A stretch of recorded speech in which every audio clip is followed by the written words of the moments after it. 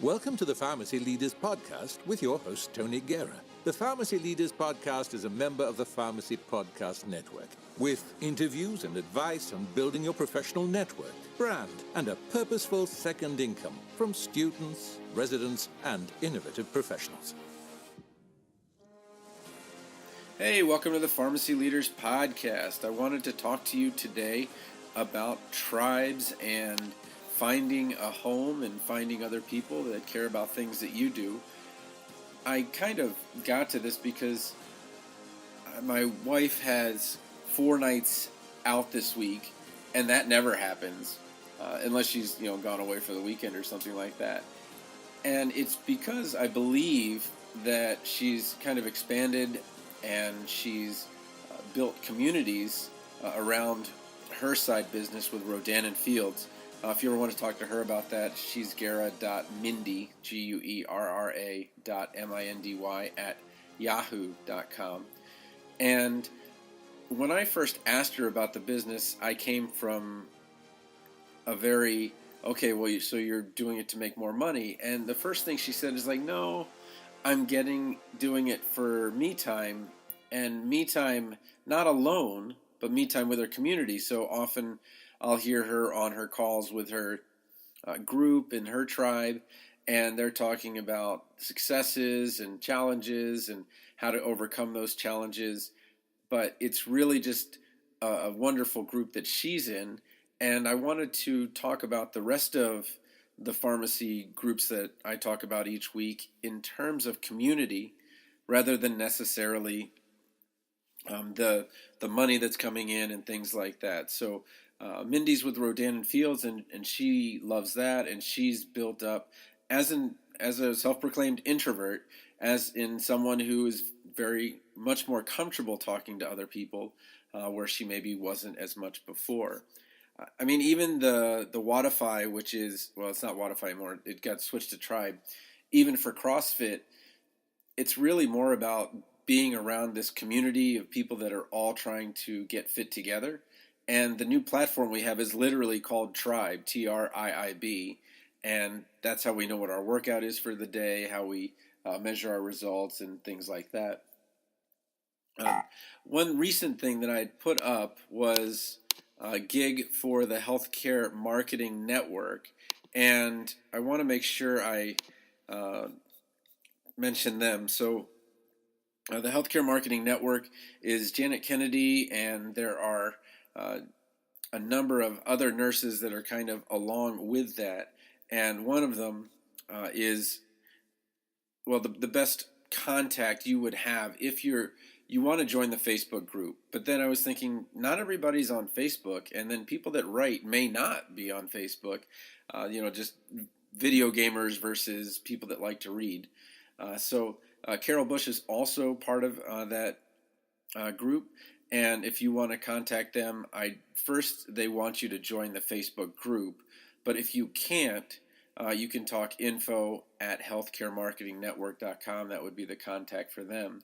But just this morning, they were talking about NaNoWriMo. And for those of you that don't know what that is, it's National Novel Writing Month, and it just takes a couple of letters, NaNoWri,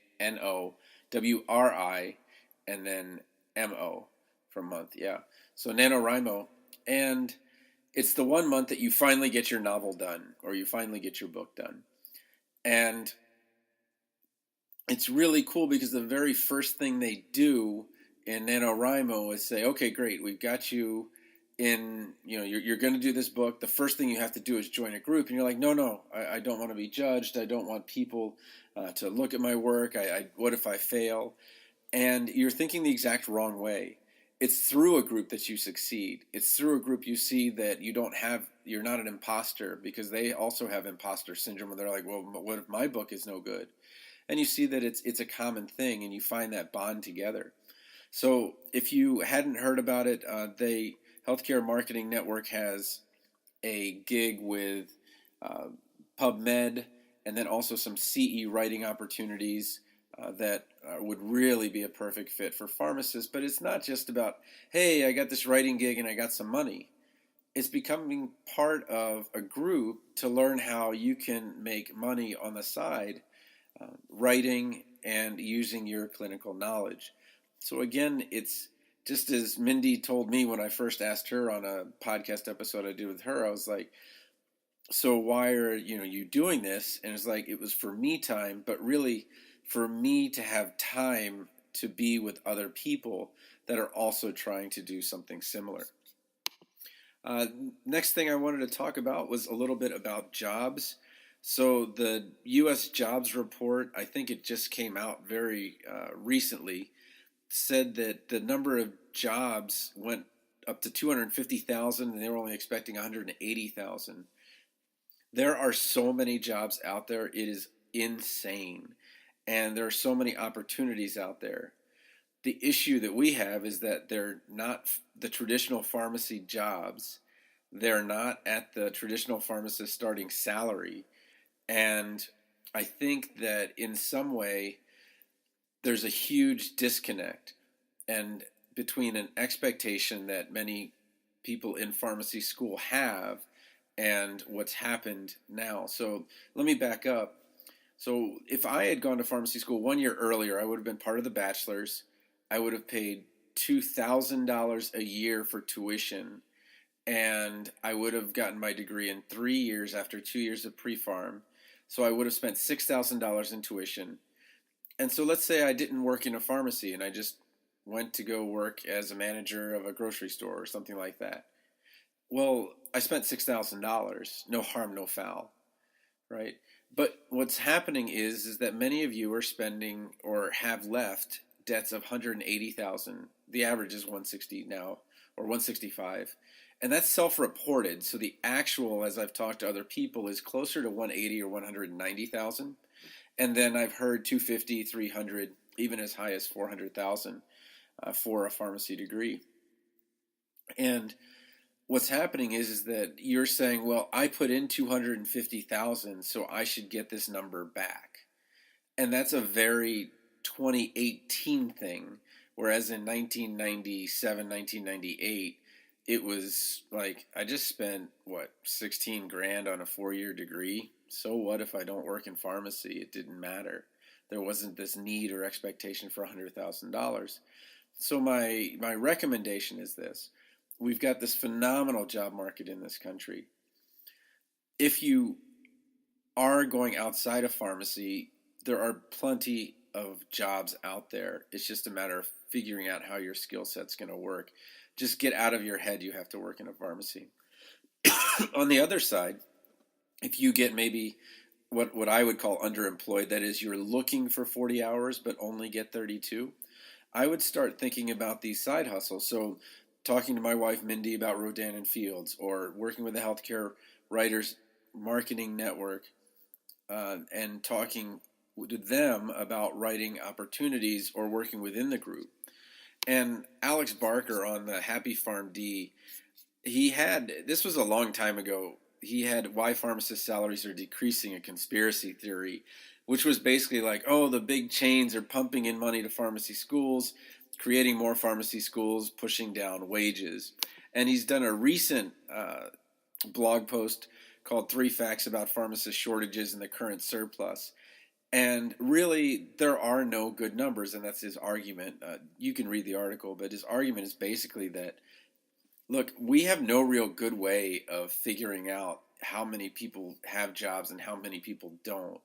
I can tell you that, and he has one image of somebody who was being offered much less than we're used to with a traditional job, and he's also talked about some places where maybe the job market does have some opportunity and where somebody does get a referral bonus to get in a job, but that's few and far between. On the other hand, there are many places where it's going to be a real struggle. But we have no data. And honestly, the only job you care about is the one that you want to get. So if you can get that job, great. If you can't, then that's bad.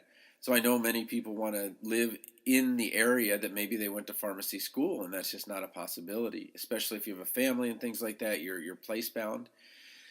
And I think that that's where it really comes down to what YFP talks about is, are you really able to say, okay, well, let's say the worst happens and I don't get a pharmacy job and I I owe $180,000.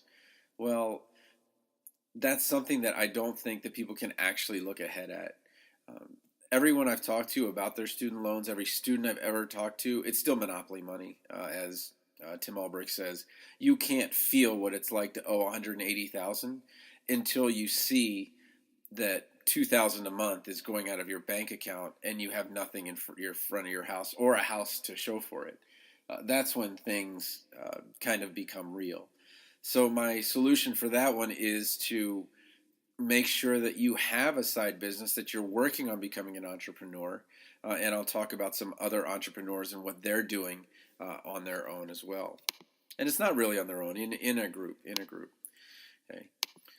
So Blair Thielemeyer, and she is kind of the MTM consulting guru.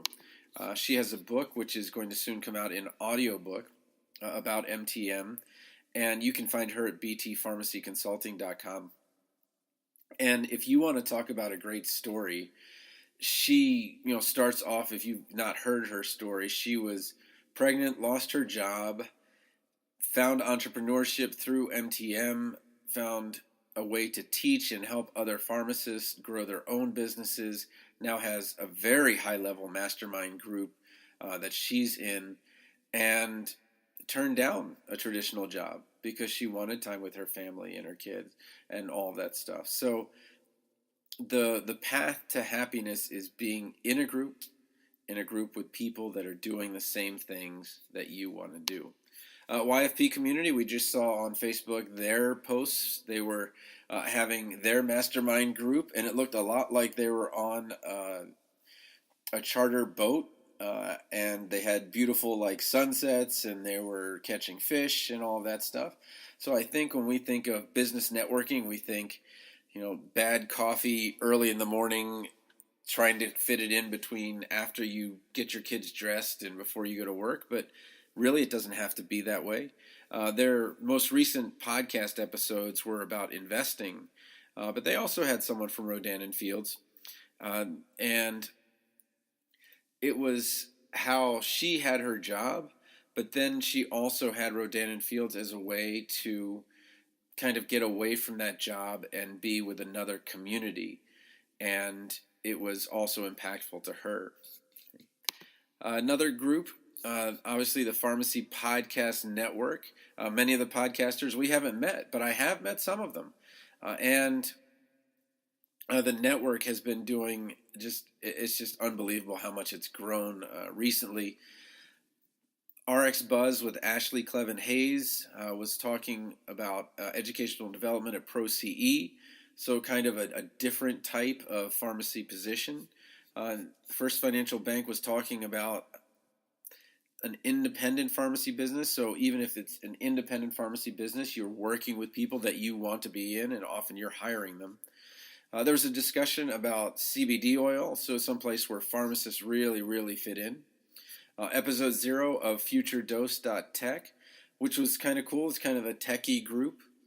And the Pharmacy Future Leaders, Haley Ward interviewed someone else, John Hirschman, who I think is a third-year student at Nova Southeastern. Yeah, works with Dr. Scott Jelson. And that's, again, another group. And again, that's within the School of Pharmacy. But outside of pharmacy, what is your group? Alex Barker just had a LinkedIn response that he put out that was about 5 minutes long, saying, what I would have done differently in pharmacy school. And I think it was, I wouldn't have worked so much. He had a retail job, a hospital job, and really it was just becoming, I don't know, just having friends, I guess is a one way to put it. So my tribe was Phi Delta Chi during pharmacy school, but I also had my group of waiters that we were downtown at the Baltimore Inner Harbor, and we waited tables, and that was another group that I got away from the pharmacy group. And then I had my work group where I worked at a retail pharmacy. So I think what we keep coming to, and we're like, okay, well, I want to get the best residency I can, or I want to get the best job that I can, and I want to get paid the most. What I found is that if you're in the best community that you can be in, which matches the people that you want to be around, then you're in much better shape.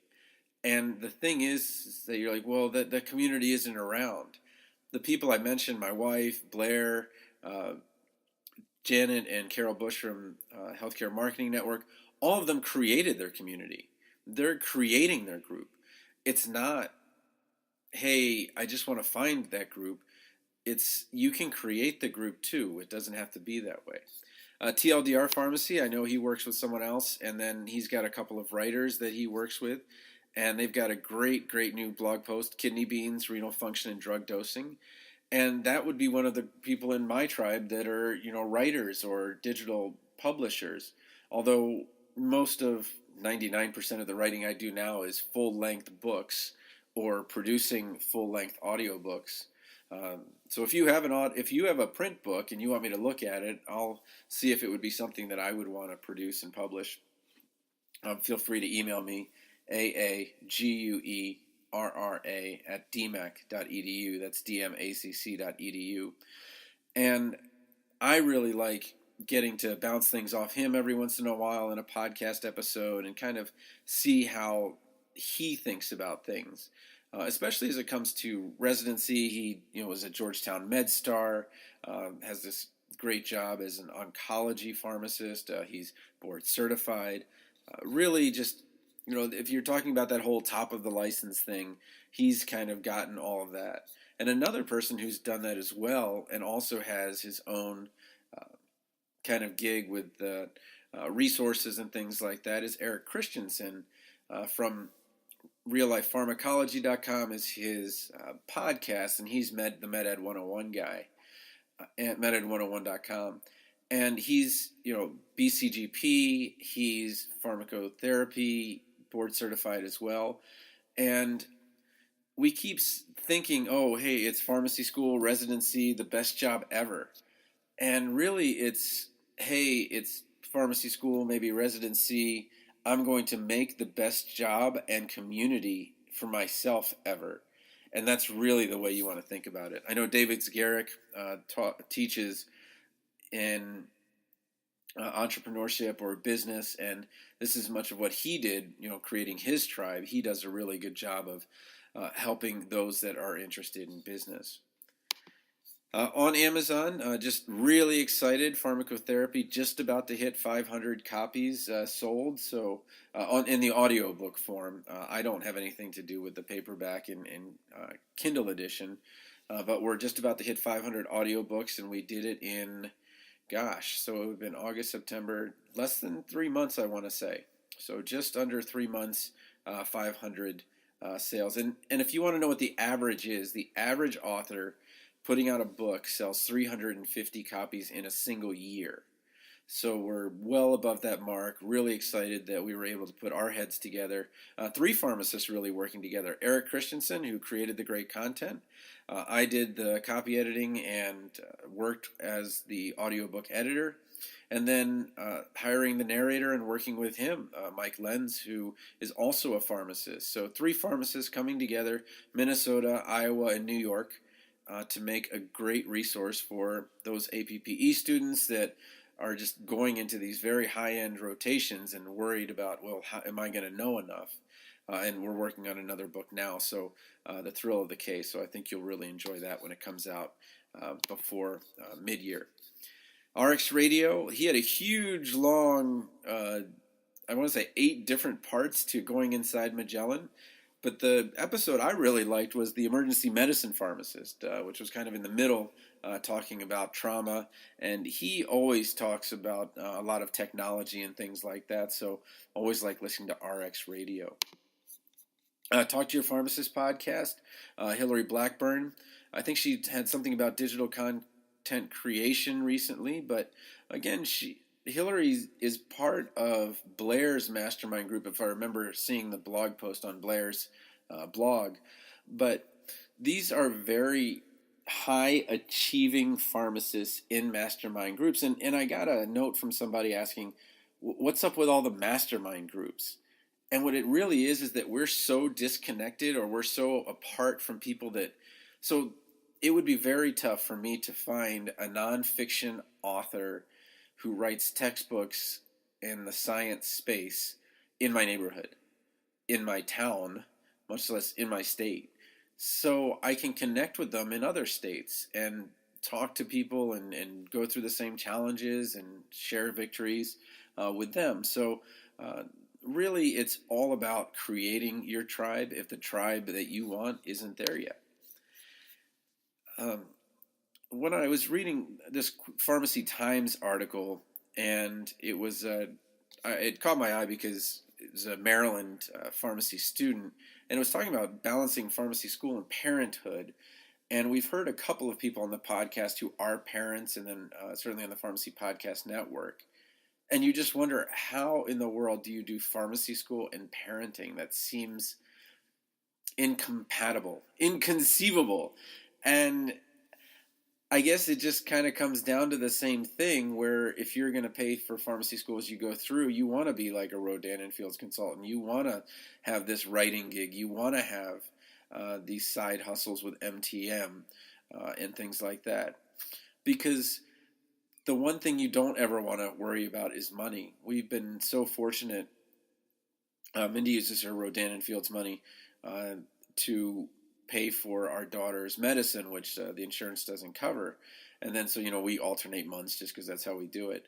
But it doesn't have to be about creating this super huge house or creating this super huge wealthy lifestyle.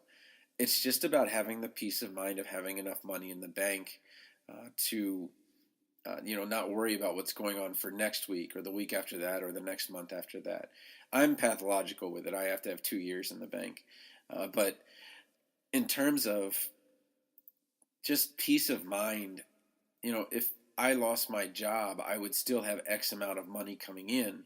If something, God forbid, happened to me, we've got, the insurance or life insurance policy, but there would be income from my royalties, from my books coming to my family every single month, going right into the bank account. It would literally just, here it is, it's coming again. The rents from my renters from my places come in every single month into the bank account. And that's kind of how I wanted to set it up, so that if something happens to me, my family's taken care of. And it was really, finding partners that are writers that I can bounce things off of that made my group. And for Mindy, it was working with other people who are interested in, connecting, but also helping other people outside of the pharmacy space. Online pharmacology, just kind of a random note. I don't usually do sponsorships, but if you want to pretend that's what it is, at DMAC, I'm teaching an online pharmacology class. So if you know somebody who's kind of concerned about pharmacology, pharmacotherapeutics, or maybe is in nursing school, going to go to nursing school, you can find that at memorizingpharmacology.com, online pharmacology course, or online class is the button to click. Let's see.